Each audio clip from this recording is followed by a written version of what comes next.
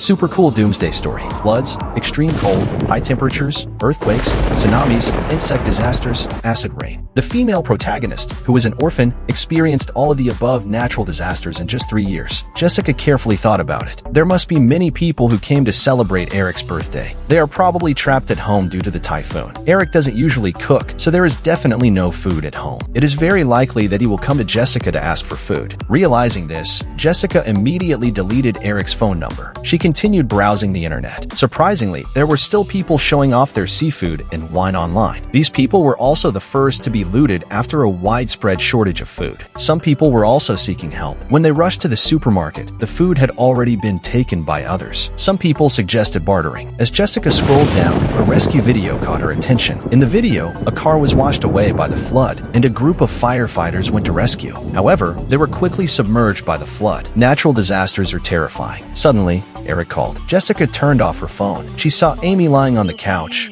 curled up and seemingly afraid. She wondered what such a young child had experienced. After having a snack, Jessica planted the fruit tree seedlings and vegetables she bought on the balcony of her space. Just as she stepped out of the space, she heard someone knocking on the door. "Jessica, are you there?" Eric shouted from outside. "Do you have any food at home? I'll pay you triple the price to buy it from you." "Okay." Jessica ignored him. Eric's voice became increasingly unpleasant, and eventually, he even started kicking the door with his feet. Jessica was furious, so she grabbed a kitchen knife and forcefully opened the door, shouting, "Who kicked it?" The 3 men at the door were delighted to hear the sound of the door opening. After all, everyone knew that Jessica was Eric's girlfriend. They couldn't believe that Jessica would let Eric go hungry. However, before they could say anything, Jessica swung the kitchen knife towards them. Eric was terrified and yelled, "Jessica, are you crazy?" Jessica stood at the door, holding the knife, and looked at them coldly. "Get lost, or I'll use this knife to cut you." Jessica is not joking. In her previous life, she no longer cared about human life. Seeing Jessica is not easy to talk to. The 3 people said, "Jessica, we are all alumni, and we can offer you 5 times the price. I have nothing to eat, and even if I do, I won't give it to you. Do you really think I don't know the bad things you say behind my back? How can you be so bad and come begging to me when you're hungry?" The 3 people were so angry that they trembled all over, but seeing the knife in Jessica's hand, they had no choice but to leave and close the door. Jessica noticed that Amy had already been awakened by the noise. There were tears in her big eyes, but she didn't dare to let them fall. She curled up on the sofa, trembling. Jessica felt very sorry for her. She thought this child must have suffered a great deal of psychological trauma. Putting down the knife, she hurried over and hugged Amy in her arms, constantly comforting her. After sleeping for so long, she must be hungry. Jessica quietly took out the hot buns from the space and placed them in Amy's hands. Amy accepted the buns and ate them while looking at Jessica. The look in her eyes seemed as if she was afraid that Jessica would get angry at any moment. Jessica gently stroked Amy's head and told her to eat slowly because there was still more for her sister. Then, she opened her phone and checked the messages in the chat group. Eric was currently in the chat group, looking for someone to buy food from. Eric was handsome and good at disguising himself, and there were many female college students living in the neighborhood. Soon, a female student living on the 12th floor said that she had food and some instant noodles to give to Eric. Looking at the messages in the group, Jessica felt angry but realized it wasn't worth it. Despite the storm outside, these girls were still delivering food to this scumbag. They were truly foolish. According to the group chat, the glass in the corridor of the neighboring unit had been blown up by the typhoon, and rainwater was continuously pouring into the hallway through the windows. Eventually,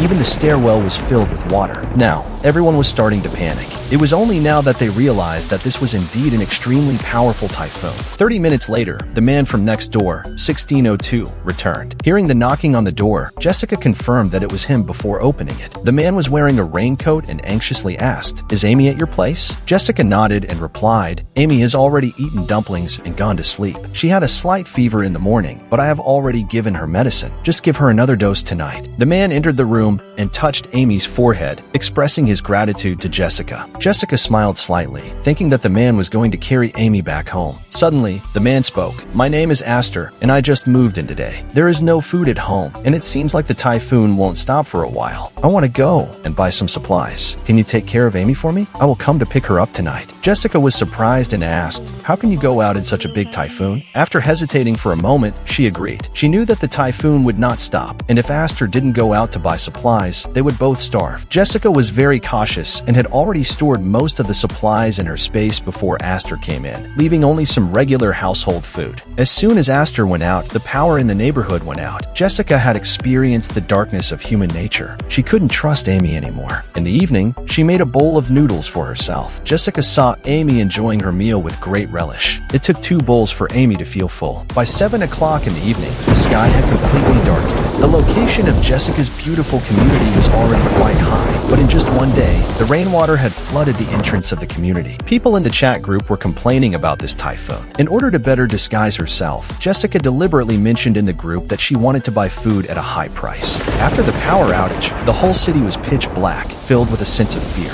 At 8 o'clock in the evening, Aster came back. When he came to pick up Amy, he also brought me a bag of food. Jessica didn't refuse and thanked him after accepting the items. After Aster left with Amy, Jessica quickly closed the door and rushed into the kitchen to get busy. She turned on the solar-powered lamp she had bought from the market. This community didn't have a gas pipeline yet, so as long as there was bottled gas, Jessica used it to cook many delicious dishes. She was busy until midnight, packing all the cooked hot dishes and putting them in the space. When Jessica went out to throw away the garbage, she saw many footprints with water stains next door. Aster was still going out so late, and even the dark night was hoarding supplies. Not only did it remind her to stock up on water, but even the things Aster gave her had alcohol stoves and solid alcohol. Aster seemed to know that Doomsday was coming. The next day, when Jessica woke up, it was already past 10 o'clock. Outside, the strong wind and rain were accompanied by lightning, and the city was no longer visible. Someone in the chat group sent a message saying that the first floor had been flooded. The residents on the first floor kept complaining in the group. The emergency hotline was constantly busy, and no one answered the fire department's phone. Someone even mentioned everyone in the group, looking for someone to take them in, promising a reward of 10,000 yuan after the typhoon passed. No one in the group spoke. No one knew when the typhoon would stop, and no one dared to take in others. Just then, someone knocked on Jessica's door. Jessica quickly looked through the peephole and saw Aster. After opening the door, Aster said, "I want to replace this old door in my house and install it in the stairwell. Is that possible?" Jessica was happy and quickly went to help. Half an hour later, the door was finally installed. When the first floor residents found the locked door on the 16th floor, they were very angry. Jessica knew that this door could reduce a lot of trouble in the short term, but it would be useless when these people got hungry. In the next few days, Jessica kept processing food. The heavy rain could wash away all the smells. If she didn't take advantage of this opportunity, she would definitely not have another chance. After eating something, Jessica took a nap on the bed. When she woke up, she immediately went into the space and kept busy.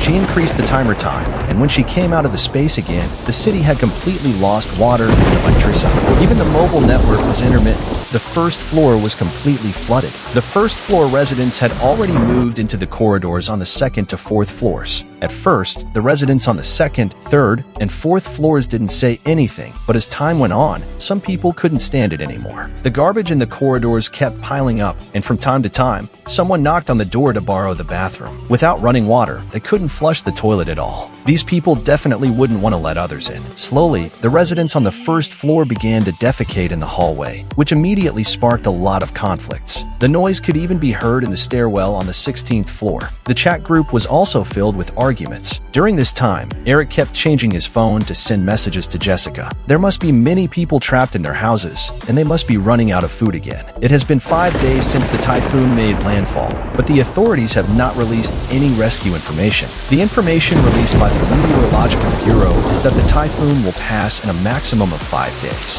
However, looking out the window, the typhoon is getting stronger and stronger. Jessica stood on the balcony and, using binoculars, unexpectedly saw a corpse in the flooded water. People in the chat group said it was a resident from Unit 3 who was electrocuted by a fallen high-voltage wire while searching for food. Just then, Jessica received a message from her friend Ida, who also lived in the same building but on the 2nd floor of Unit 3. "Jessica, the water has already flooded the 1st floor. If it reaches the 2nd floor, can me and Barry stay at your place?" Barry is her boyfriend. The 3 of them, along with Jim, who sells medicine, grew up together in an orphanage and have a close relationship. Jessica has not turned off her phone. She is waiting for messages from Ida and Barry. Ida, I have too many things here. Can't accommodate 3 people. But the neighboring apartment 1603 is empty and no one is living there. You and Barry should move in quickly. Don't let someone else take it first. However, Ida only replied with a sentence asking Jessica to keep an eye out and didn't say anything else. It seems that Ida still believes that the rainwater won't reach the 2nd floor. Jessica didn't say anything else either. After all, it's not easy to clearly tell her about the end of the world. But Ida is good at sports and has saved Jessica many times in the previous life. She even gave her 2 pounds of noodles. Being able to give life-saving food to others in the apocalypse shows that Ida's character is definitely reliable.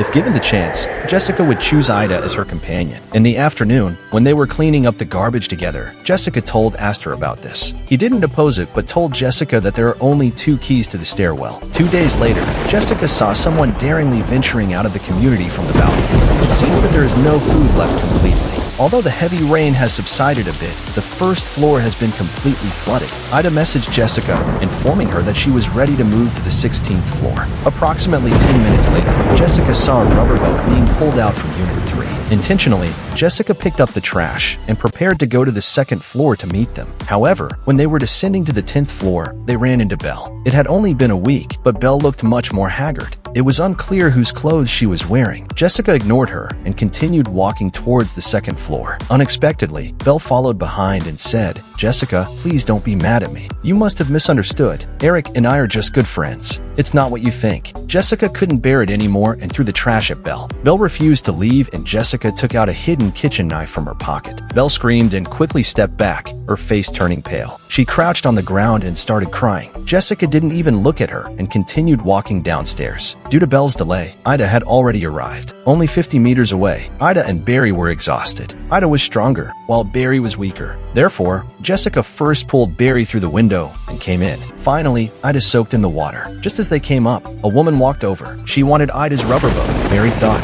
in the current situation, the rubber boat is a lifesaver. How can we lend it to someone? Seeing Barry's disagreement, the woman's 2 sons actually came over to snatch it. As a result, Ida knocked them down and threw them into the water. Seeing her sons being thrown into the water, the woman sat on the ground and screamed. People around saw this and gathered around, talking left and right, clearly also wanting the rubber boat. Ida took the kitchen knife from Jessica's hand and angrily shouted at them, "Who dares to touch my things? I'll kill him." Seeing the kitchen knife, the group of people finally left. After climbing to the 16th floor, looking at the stainless steel door in the corridor, Ida was very surprised. After arriving at 1603, Barry used his skills to knock the door open. Jessica thought to herself, if Barry is so good at picking locks, are my 2 blast-proof doors still safe? Ida smiled and said that Barry had practiced picking locks at home for 2 days. Entering room 1603, the furniture and appliances were all there. Probably the owner hadn't had a chance to rent it out yet. When Ida came, she brought a bag of rice and a bag of noodles. So Jessica didn't offer her own food to them.